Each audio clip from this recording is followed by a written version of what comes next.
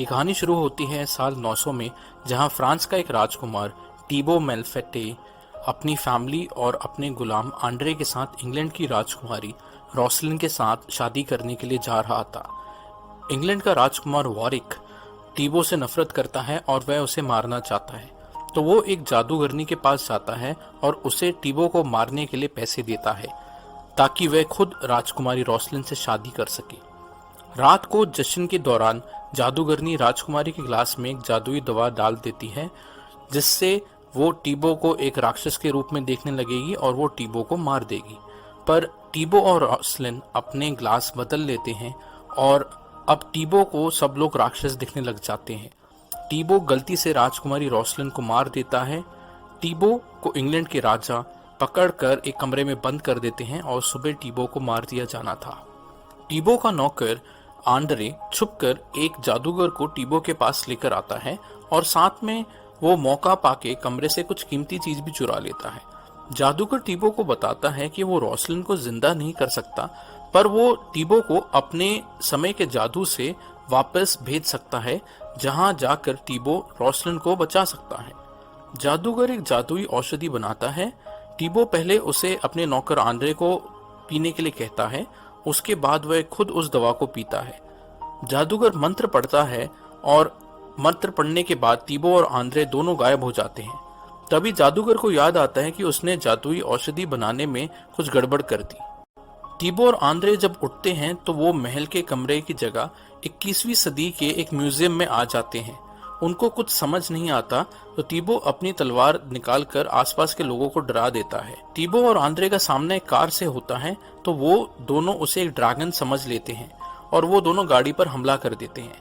गाड़ी का ड्राइवर डरकर भाग जाता है। टीबो को लगता है कि शायद वो लोग नर्क में आ गए हैं।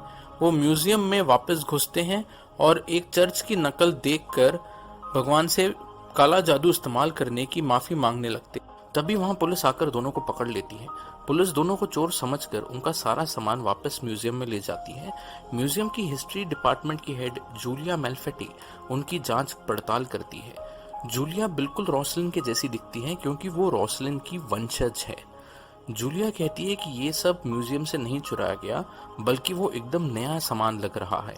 जूलिया जब टीबो की अंगूठी देखती है तो वो हैरान हो जाती है क्योंकि उस पर जूलिया के खानदान का निशान होता है। जूलिया खुद से अब टीबो को मिलने जाती है और जूलिया को देखकर टीबो और आंद्रे दोनों हैरान हो जाते हैं।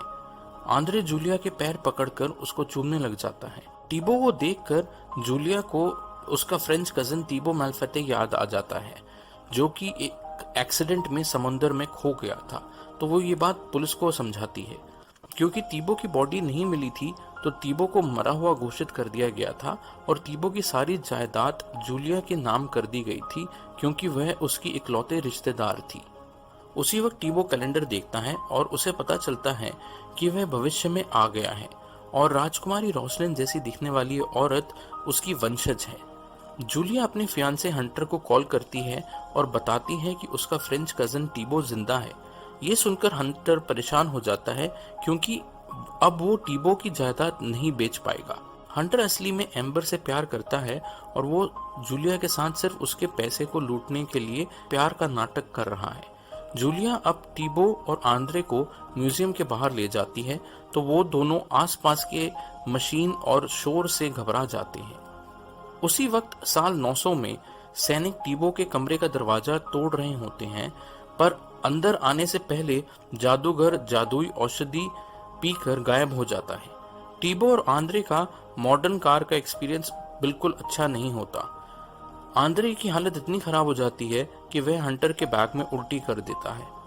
अभी टीबो और आंद्रे जूलिया के घर पहुंचते हैं, जहां आंद्रे को जूलिया के पड़ोस में गार्डनिंग का काम करते हुए एंजेलिक दिखती है और दोनों एक दूसरे को पसंद करने लगते हैं। टीबो और आंद्रे अब जूलिया के घर के इलेक्ट्रॉनिक इक्विपमेंट्स को देखकर हैरान हो जाते हैं। टीबो जूलिया को बताता है कि वह साल 900 से आया है और उसे एक जादूगर से मिलना होगा जो उसको उसके समय में वापस ले जाए। उसी समय आंद्रे इलेक्ट्रॉनिक आइटम्स को यूज करके पूरे घर में गंदगी मचा देता है। ये सब देखकर जूलिया को लगता है कि टीबो की याददाश्त खो गई है, तो वो टीबो का मन रखने के लिए कहती है कि वह उसकी मदद करेगी। जूलिया टीबो और आंद्रे को नहाने के लिए कहती है क्योंकि आंद्रे ने इतनी गंदगी मचाई थी कि सब लोगों के कपड़े खराब हो गए थे। तो टीबो और आंद्रे दोनों टॉयलेट के पास जाते हैं और वो उसे एक फाउंटेन समझ के उसका पानी पीने लग जाते हैं और उसी से अपने हाथ मुंह धोने लग जाते हैं। हंटर और जूलिया टीबो और आंद्रे की हरकत देखकर हैरान हो जाते हैं। अब जूलिया टीबो और आंद्रे को बाथरूम में ले जाती है और कंफ्यूजन दूर करने के लिए टब का नलका खोल देती है। जैसे ही जूलिया बाहर जाती है तो टीबो टब में घुस जाता है और आंद्रे एक एक करके टब में सारी चीजें डालने लग जाता है।